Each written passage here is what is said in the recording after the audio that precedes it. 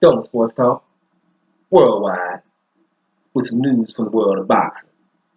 So y'all know what time it is. You ain't in a rush to get concussed. Now let's move on up to them heavyweights. And somebody weighed in on the big fight coming up on 31st of March. Joseph Parker versus Anthony Joshua. Finishing off the March Madness that we're going through right now. Got a couple of fights coming in between those. But that ain't what we're talking about. We're going to get the view of a trainer who's, like most trainers that train their relatives, their sons or their cousins or whatever. They don't get their due. Well, that's Peter Fury, right? Peter Fury weighed in on this. But let's stop before we get into what he weighed in on other trainers that train, relatives. Don't get their due. Look like Danny Garcia's father, Angel.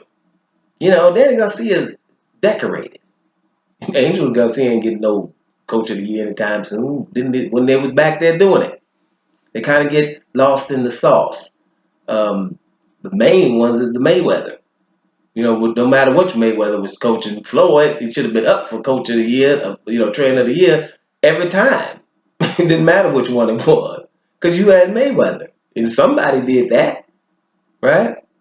Or is that the typical was in your blood? That's why. I don't know, but the trainers have something to do with that.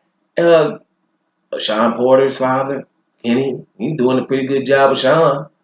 So it's a few trainers that don't really get their due as soon as you trains a relative of yours. I think Robert Garcia gets a little bit of love though, get a little bit more love than the other ones. But there's another one, Garcia's, because they handle their business over there. Anybody got anything to do with Michael Garcia, it has to be in the conversation of the trainers of the year, right? Period.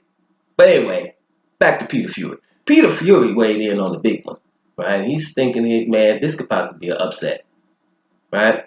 That's not pretty nothing new to a few of us out here.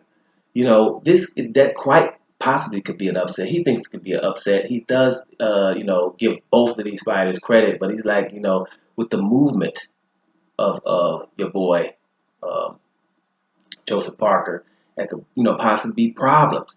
And you don't want to be, because Joshua's going to attack and come at him, but you don't want to be coming at Joseph Parker too much, because things happen at dudes that do that. It ain't like, okay, he's a dude that's going to be on the back foot, but ain't nothing happening. Because even Ali, he get on the back foot and he be tapping you. Joseph is not a tapper. The people who, hung in there, you had to go and take some to get some. So this is what Peter Fury is saying. This is what we were saying. 8-to-1 odds seem to be ridiculous. That's why I keep mentioning this, because if it's 8-to-1 odds, people in the know consider this a very close fight.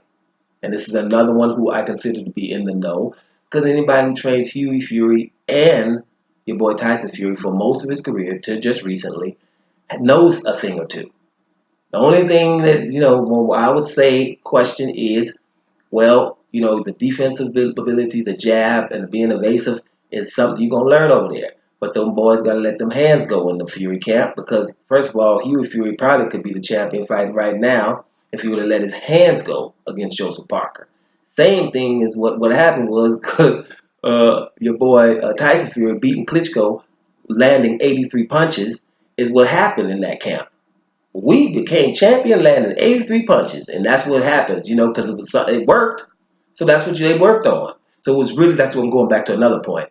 That's why it was good that Hughie Fury did not win against Joseph Parker, because now Hughie Fury is going to have to let his hands go, and then we're going to see a very good fighter in Hughie Fury, and Tyson too. But Peter Fury knows what he's doing, obviously. So he sees something, and he's thinking, this one here's 50-50. Be careful here. It could be an upset. Sound familiar? Dope Sports Talk worldwide. And I'm up out of here, y'all.